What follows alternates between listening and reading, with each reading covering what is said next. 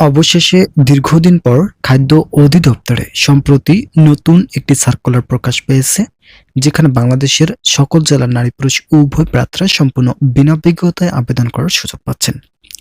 বিস্তারিত আলোচনা করার শুরুতে আপনারা অবশ্যই চ্যানেলটি সাবস্ক্রাইব করে ভিডিওটি কন্টিনিউ করুন। খাদ্য অধিদপ্তরে নতুন যে সার্কুলারটি প্রকাশ পেয়েছে, এই সার্কুলারে সর্বপ্রথম যে পদ রয়েছে পদের নাম উপখাদ্য পরিদর্শক 13তম গ্রেডে জনবল নিয়োগ প্রদান করা হবে।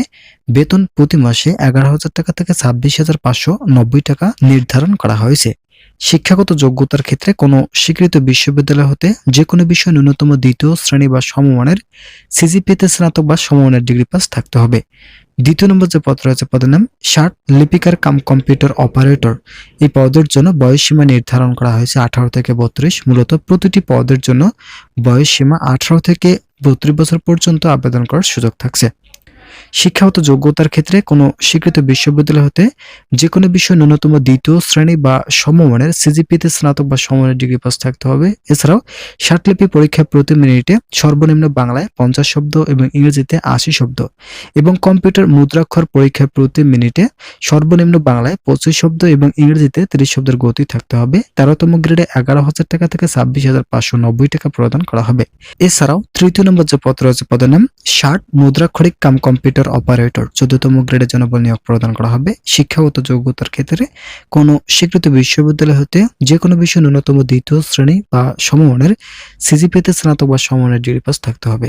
ষাটলিপি পরীক্ষায় গতি প্রতি মিনিটে সর্বনিম্ন বাংলা 45 এবং ইংরেজিতে 70 শব্দের গতি থাকতে হবে। এছাড়া কম্পিউটার মুদ্রণ গতি প্রতি মিনিটে সর্বনিম্ন বাংলা 25 এবং ইংরেজিতে 30 শব্দের গতি থাকতে হবে।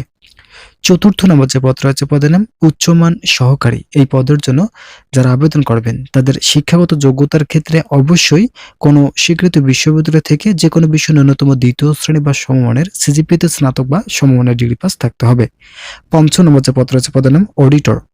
এই পদের জন্য আবেদন করতে হলে 14তম গ্রেডে জনবল নিয়োগ প্রদান করা হবে। শিক্ষাগত যোগ্যতার ক্ষেত্রে কোনো স্বীকৃত বিশ্ববিদ্যালয় থেকে যে কোনো বিষয় ন্যূনতম দ্বিতীয় শ্রেণী বা সমমানের সিজিপিএতে স্নাতক বা সমমানের ডিগ্রি পাস থাকতে হবে।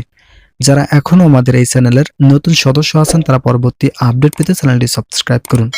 ষষ্ঠ নম্বর যে পদ রয়েছে পদের নাম হিসাব রক্ষক কাম ক্যাশিয়ার। এই পদের জন্য আবেদন করতে হলে কোনো স্বীকৃত বিশ্ববিদ্যালয় হতে যে কোনো বিষয় ন্যূনতম দ্বিতীয় শ্রেণী বা সমমানের সিজিপিএতে স্নাতক বা সমমানের ডিগ্রি পাস থাকতে হবে। সপ্তম নম্বর যে পদ রয়েছে পদের নাম ল্যাবরেটরি টেকনিশিয়ান। এই পদের জন্য আবেদন করতে হলে কোনো স্বীকৃত বিশ্ববিদ্যালয় হতে ন্যূনতম দ্বিতীয় শ্রেণী বা সমমানের সিজিপিতে রসায়ন বিষয় সহ স্নাতক বা সমমানের ডিগ্রি পাস থাকতে হবে। অষ্টম নম্বর যে পদ রয়েছে পদের নাম মেকানিক্যাল ফোরম্যান। এই পদের জন্য আবেদন করতে হলে কোনো স্বীকৃত বোর্ড হতে ন্যূনতম দ্বিতীয় বিভাগ বা সমমানের জিপিএতে মাধ্যমিক স্কুল সার্টিফিকেট পাস থাকতে হবে। এছাড়াও কোনো স্বীকৃত বোর্ড হতে অটো মেকানিক্স বা ফার্ম মেশিনারি বা জেনারেল মেকানিক্স বা মেশিনিস্ট ট্রেড বিষয় সার্টিফিকেট কোর্স ধারী হতে হবে। এছাড়াও নবম নম্বর যে পদ রয়েছে পদের নাম ইলেকট্রিক্যাল ফোরম্যান। এই পদের জন্য আবেদন করতে হলে কোনো স্বীকৃত বোর্ড হতে ন্যূনতম দ্বিতীয় বিভাগ বা সমমানের জিপিএতে মাধ্যমিক স্কুল সার্টিফিকেট পাস থাকতে হবে। এছাড়াও অন্যান্য দক্ষতাগুলো দেওয়া রয়েছে, এগুলো অবশ্যই নিজ দায়িত্বে দেখে নেবেন। ভিডিওটির এই মুহূর্ত পর্যন্ত এসেও যারা এখনো আমাদের এই চ্যানেলের নতুন সদস্য আছেন তারা পরবর্তী আপডেট পেতে চ্যানেলটি সাবস্ক্রাইব করুন। 10 নম্বর যে পদ রয়েছে পদের নাম সহকারী উপখাদ্য পরিদর্শক 15তম গ্রেডে 9,700 টাকা থেকে 23,490 টাকা প্রদান করা হবে।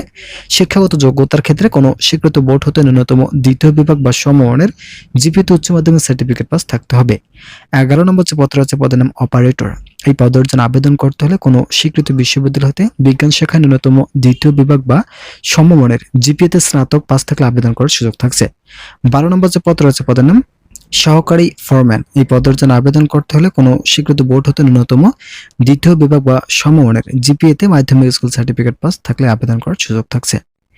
13 নম্বর যে পদ রয়েছে পদের নাম মিলরাইট। মিলরাইট পদে আবেদন করতে হলে অবশ্যই কোনো স্বীকৃত বোর্ড হতে ন্যূনতম দ্বিতীয় বিভাগ বা সমমানের জিপিএতে এসএসসি পাস থাকলে আবেদন করতে পারবেন। এছাড়াও এখানে অন্যান্য দক্ষতাগুলো দেওয়া রয়েছে, এগুলো নিজ দায়িত্বে দেখে নেবেন। 14 নম্বর যে পদ রয়েছে পদের নাম ইলেকট্রিশিয়ান। ইলেকট্রিশিয়ান পদে আবেদন করতে হলে কোনো স্বীকৃত বোর্ড হতে ন্যূনতম দ্বিতীয় বিভাগ বা সমমানের জিপিএতে মাধ্যমিক স্কুল সার্টিফিকেট পাস থাকতে হবে। 15 নম্বর যে পদ রয়েছে পদের নাম ড্রাইভার। ড্রাইভার পদে আবেদন করতে হলে অবশ্যই জেএসসি পাস থাকতে হবে। এছাড়াও Bangladesh road transport authority BRTA কর্তৃক ইস্যুকৃত বৈধ ড্রাইভিং লাইসেন্স থাকলেই আবেদন করার সুযোগ থাকছে। এছাড়া এখানে বিভিন্ন ধরনের পদ রয়েছে, যেমন অফিস সহকারী কাম কম্পিউটার মুদ্রাক্ষরিক। এই সকল পদে বাংলাদেশের সকল জেলা থেকেই সম্পূর্ণ বিনা অভিজ্ঞতা আবেদন করার সুযোগ থাকছে। ডাটা এন্ট্রি কন্ট্রোল অপারেটর এই পদের জন্য আবেদন করতে হলে অবশ্যই এইচএসসি পাস থাকতে হবে এবং কম্পিউটার ব্যাপারে দক্ষতা থাকতে হবে। ল্যাবরেটরি সহকারী এই পদের জন্য আবেদন করতে হলে অবশ্যই এইচএসসি পাস থাকতে হবে। 19 নম্বর যে পদ রয়েছে সহকারী অপারেটর। এছাড়াও 20 নম্বর যে পদ রয়েছে পদের নাম ভেন্ডেটর সর্দার। 21 নম্বর যে পদ রয়েছে পদের নাম ভেহিক্যাল মেকানিক, সহকারী মিলরাইট পদ সহ বিভিন্ন পদ সংযুক্ত করা হয়েছে।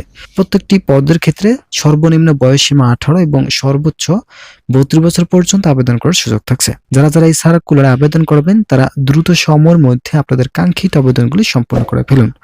ভিডিওটি শেষ করার পূর্বে যারা এখনো আমাদের এই চ্যানেলের নতুন সদস্য আছেন তারা পরবর্তী আপডেট পেতে চ্যানেলটি সাবস্ক্রাইব করে আমাদের সঙ্গেই থাকুন।